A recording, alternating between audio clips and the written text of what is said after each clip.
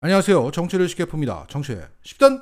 외국에서 천재지변이 일어나 우리 국민들이 고통받고 있을 때 문재인 정부는 구출했지만 윤석열은 각자 고생을 시키고 있다는 소식입니다. 최근 5월 24일 괌에 상륙한 슈퍼태풍 마와르로 인해서 현재 괌을 찾은 한국 여행객 3,400명이 꼼짝없이 갇혀 있습니다. 그 태풍의 위력이 엄청나서 작은 주택들은 흔적만 남아있을 정도로 쑥대밭이 되었고, 호텔 같은 큰 건물들은 외벽이 떨어져 나가고 괌 공항은 폐쇄되었습니다. 미국 항공우주국 나사 기지가 초토화된 것만 봐도 상황의 심각성을 잘 알 수 있습니다. 이런 가운데 한국 관광객 3,400명은 괌옥에 갇혀서 도와달라고 외치고 있습니다. 다들 아시겠지만 이 괌은 가족 여행지로 많이 찾고 있기 때문에 어린이뿐만 아니라 태교 여행 중인 임산부도 적지 않습니다. 또한 고혈압, 당뇨 등 지병을 앓고 있는 여행객도 여러 명 파악되고 있는데, 가져간 약을 거의 다 먹었지만 약을 구하기도 어렵고 진료를 받자니 회당 $1,000라는 비싼 진료비를 내야 돼서 이러지도 저러지도 못하고 있는 상황이라고 합니다.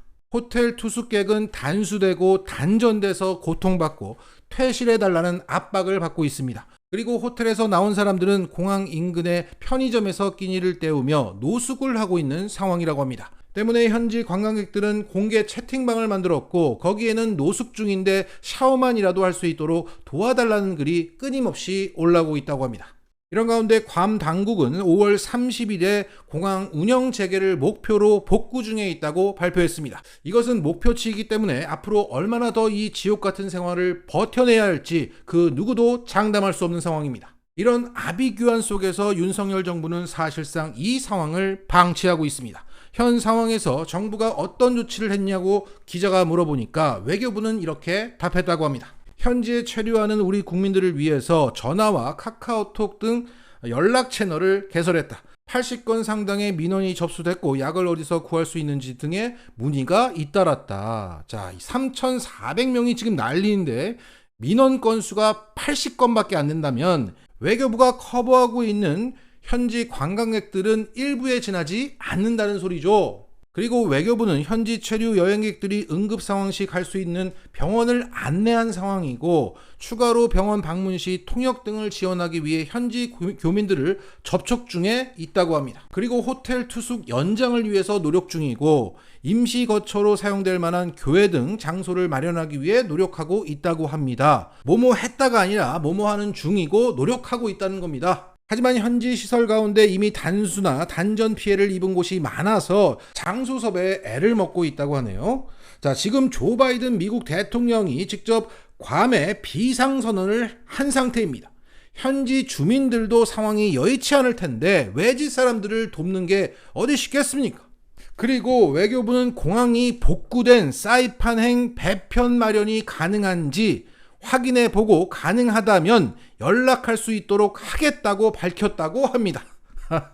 자, 괌에서 200km 정도 아주 인접한 곳에 사이판이 있죠. 그 사이판 공항은 이용이 가능한 상태라고 합니다. 그러면 우리 국민들을 사이판으로 이동시킬 수만 있다면 모든 문제가 한 큐에 해결되는 거예요.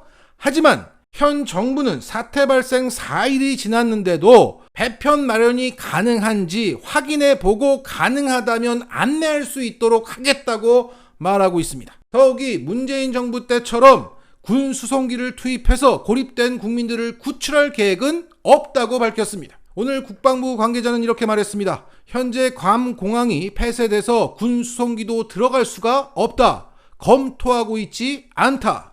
그러니까 윤석열 정부는 사태 발생 4일이 지났음에도 사이판 공항이라는 우회로가 있음에도 미국 정부에서 괌 공항 운영 재개 발표가 날 때까지 국민들더러 버텨라고 하고 있는 겁니다. 하지만 우리는 문재인 정부를 거쳤기 때문에 현 상황이 억울합니다. 2018년 문재인 정부는 달랐기 때문입니다. 거의 똑같은 상황 조건에서 사태 발생 3일 만에 군 수송기를 투입해서 1,600명의 한국 관광객들을 무사히 구출한 바 있습니다. 자, 2018년 10월 25일 최대 풍속 290km의 슈퍼태풍 위투가 사이판을 강타했습니다. 자, 참고로 현재 괌을 강타한 마와르는 최대 풍속 241km의 태풍이었습니다. 지금 괌을 때린 태풍보다 2018년 사이판을 때렸던 그 태풍이 20% 더 셌던 겁니다. 그래서 당시 미국은 이 위투를 1935년 이후 최강 폭풍이라고 발표했습니다. 이런 태풍이 사이판을 관통하고 지나갔기 때문에 인근에 있었던 괌은 피해가 상대적으로 적었습니다. 그래서 지금처럼 사이판 공항은 폐쇄되었지만 괌이라는 우회 탈출로가 있었던 겁니다. 자, 사태 발생 다음 날인 26일 문재인 정부는 국토교통부, 외교부, 국방부, 국무조정실 등 범부처 긴급 대책회의를 열고 괌 우회 귀국 방식을 결정하고 27일 군 수송기를 현지로 급파합니다. 당시 국토부의 성명에 따르면 사이판 공항의 민항기 운항은 불가능한 상태이지만 군용기는 주간에 한해서 이착륙이 가능한 상태라고 했습니다. 그러니까 시야가 확보되어야만 하는 매우 위험한 작전임을 가늠할 수 있습니다.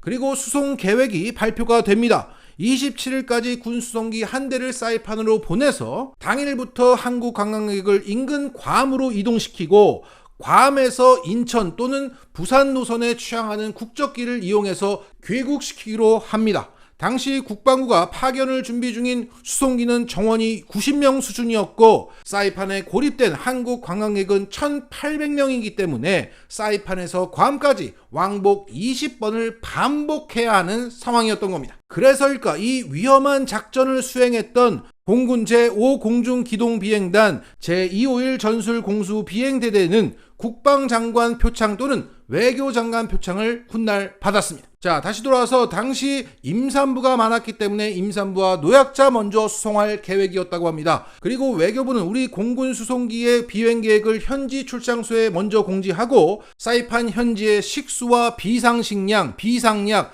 발전기 등 구호 물품을 지원합니다. 그리고 지친 국민들을 위한 휴식 공간, 그 롯데호텔까지 외교부는 준비했습니다. 자, 이처럼 사태 발생 하루 만에 범부처 긴급대책회의가 조직되고 이틀 만에 어떻게 구출해낼지 계획이 나오고 그래서 언론을 통해서 발표가 되고 국토부, 외교부, 국방부가 맡은 바 임무를 성실히 수행했고 모든 게 착착착 이루어져서 태풍 강타 3일 만에 우리 국민 1,800명과 사이판 현지에서 못 살겠다고 나온 교민들까지 무사히 사이판을 탈출했습니다. 그리고 당시 시민들은 바로 이런 게 나라다라고 환호했습니다. 그런데 지금 윤석열 뭐하고 있습니까? 사이판 공항이라는 우회로가 뚫렸는데도 군용기를 띄울 생각은 전혀 없고 사태 발생 4일째인데 아직도 배편이 가능한지를 확인하지도 않고 확인해보고 가능하다면 안내할 수 있도록 하겠다고 말했습니다.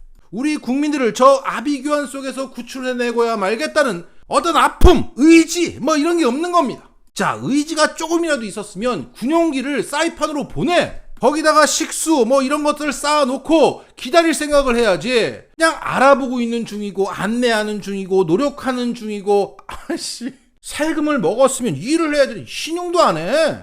그냥 각자 도생하라는 겁니다. 그리고 지금 이 측들은 뭐라고 하고 있습니까?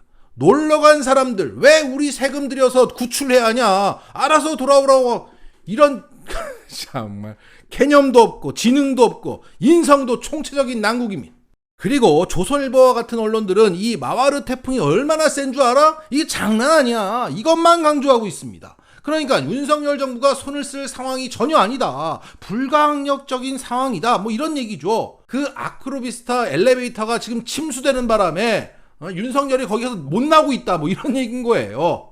앞서 말씀드렸지만 2018년 그 위투 태풍이 지금 것보다 20% 더 센 태풍이었습니다. 더 셌지만 그것을 뚫고 문재인 정부의 국방부 군 수송기는 그 사이판에 20번이나 반복해서 우리 국민들을 구출했습니다.